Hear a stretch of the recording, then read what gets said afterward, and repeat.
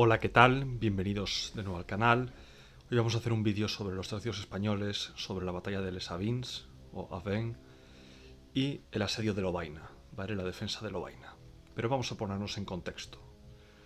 Año 1635. Las cosas parecían ir bien para el Imperio Español y para los Habsburgo, tanto para los de Madrid como para los de Viena. La victoria del cardenal Infante, en coalición con su cuñado, el rey de Hungría, sobre las fuerzas suecas y de la Liga Protestante en la batalla de Nordlingen facilitaba bastante las cosas al emperador en la Guerra de los 30 años. Y el cardenal Infante había conseguido con éxito llevar un ejército a Flandes para para seguir combatiendo en la Guerra de los 80 años contra los holandeses, ¿no? Las cosas parecían irle bien a esta joven promesa del ejército hispánico, ¿no? Al cardenal Infante, al hermano de Felipe IV, que era ahora gobernador de los Países Bajos. Pero había un personaje en Francia, un destacado personaje, el cardenal Richelieu, que era el gobernador virtual de Francia realmente, de la Francia de Luis XIII, que no veía con buenos ojos estas victorias de los Habsburgo, porque al final él siempre sostuvo que la grandeza de Francia dependía de la ruina de los Habsburgo. ¿Tenía razón? Bueno, quién sabe, ¿no? En cualquier caso, en cualquier caso, Francia ya había estado de tapadillo suministrando municiones y material de guerra y dinero a los suecos, enemigos del emperador y enemigos de la monarquía hispánica también, y también a la Liga Protestante. Pero esta vez fueron un paso más allá. Se intercambiaron cartitas los franceses con el arzobispo de Trèveris, uno de los mini estados del Sacro Imperio, y el arzobispo de Trèveris, sin autorización del emperador, se puso bajo la protección de Francia y empezó a acoger guarniciones francesas en su territorio. Entonces el cardenal Infante mandó un destacamento de tropas hispánicas para arrestar al arzobispo, supuestamente en nombre del emperador, pero el emperador no estaba informado ni de una cosa ni de otra. Ni estaba informado de la traición del arzobispo, ni tampoco de la detención española, ¿no? Entonces, bueno, fue detenido por las tropas hispánicas en nombre del emperador. Entonces, pues bueno, desde Francia ya tuvieron la media excusa que estaban buscando para declararle la guerra a España, y eso sirvió para declararle la guerra a España mediante un heraldo en Bruselas. Entonces, bueno, los franceses abrieron 4 teatros de operaciones. Uno, el importante, el que nos ocupa ahora, en los Países Bajos, con un ejército al mando del duque de Chatillon, un ejército estimado entre los 27.000 y los 35.000 hombres, según donde consultes, que se dirigiría para entrar en, para entrar en coalición con el ejército holandés, para entrar en coalición con los holandeses y juntos marchar a Bruselas. Contaban con un levantamiento a su favor de la población valona, cosa que no se produciría, pero bueno. Y bueno, la idea era marchar a Bruselas y descabezar el gobierno español de los Países Bajos de un plumazo. Este era el frente principal. Luego también iban a mandar un ejército francés al Franco Condado también a ocuparlo, un tercer ejército al norte de Italia para servir de distracción, y un cuarto ejército permanecía en los Pirineos en previsión de un posible contraataque español. Entonces, bueno, este era el plan, ¿no? Este era el plan. Entonces los Países Bajos se iban a invadir, como ya he dicho, en coalición con los holandeses. Iban a coordinarse, supuestamente. Ahora veremos que la coordinación no fue tal, porque los aliados franceses y holandeses tenían intereses distintos y enseguida surgieron roces entre ellos.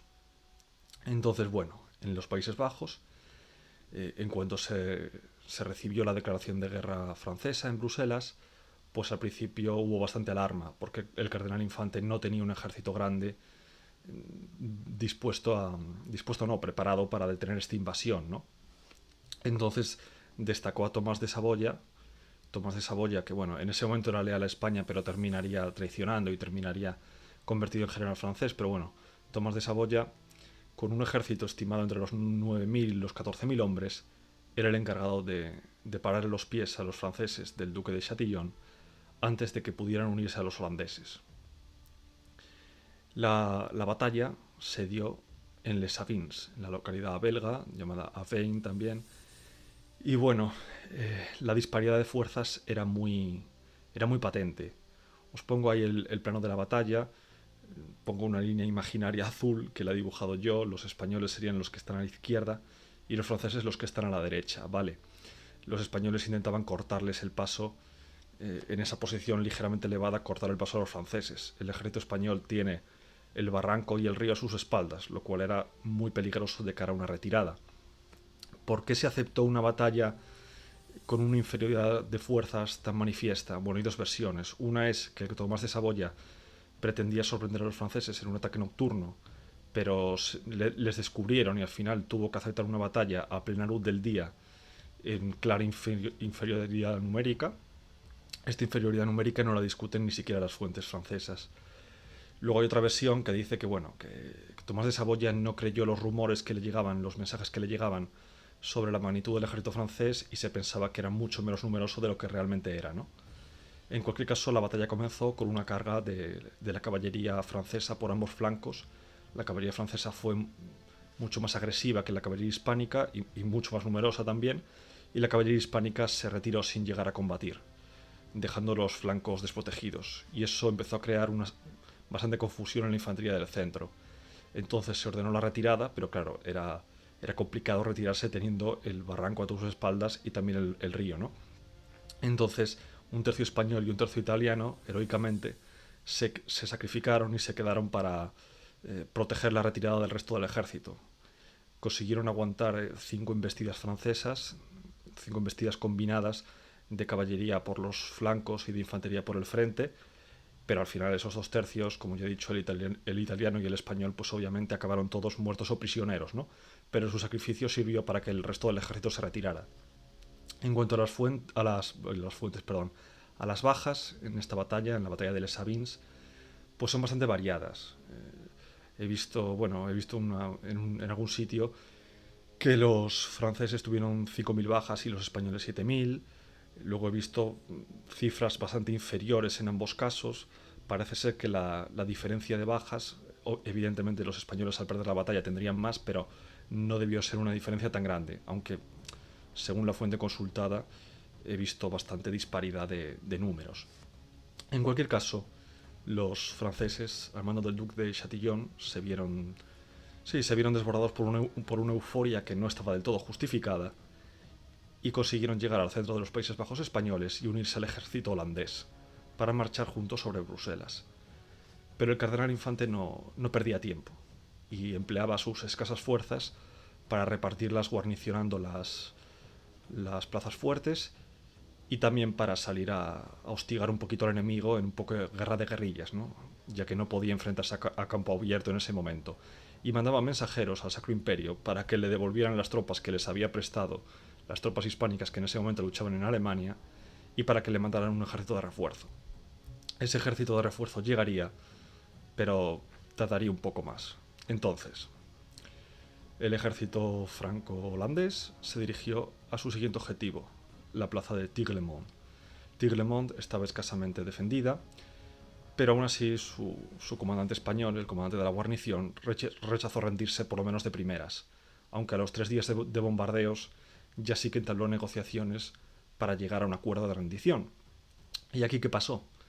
Que en plenas negociaciones, cuando aún no había un acuerdo oficial firmado de rendición, los enemigos, los atacantes, no queda claro si fueron los franceses, los holandeses o ambos en conjunto, entraron por su cuenta en la ciudad los soldados y empezaron a saquearla como si hubiera sido tomada al asalto.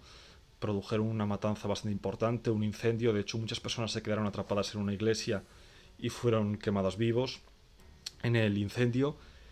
Y bueno, se echaron la culpa mutuamente unos a otros. Los franceses dijeron que habían sido los holandeses y viceversa. Los holandeses echaron la culpa a los franceses y mandaron cartitas de disculpa a Bruselas, no al cardenal Infante. Pero la matanza y el daño ya estaban hechos.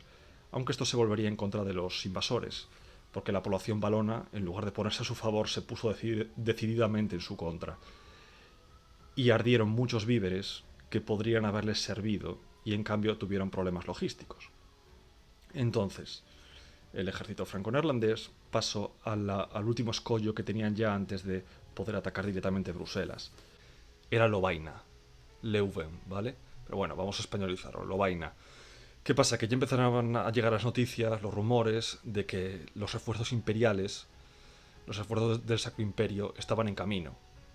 Entonces ya tenían bastante prisa por llegar a Bruselas, ¿no? Entonces, ¿qué pasa? Que empezaron a tener también problemas logísticos, porque la población valona no quería darles víveres, aparte de los soldados que se separaban para ir a buscar víveres por su cuenta, eran emboscados y atacados por campesinos valones que estaban enfadados por lo sucedido en Tirlemont, y aparte también empezó a haber una epidemia de peste en el campamento francés, en cuanto empezó el asedio de Lovaina, ¿no?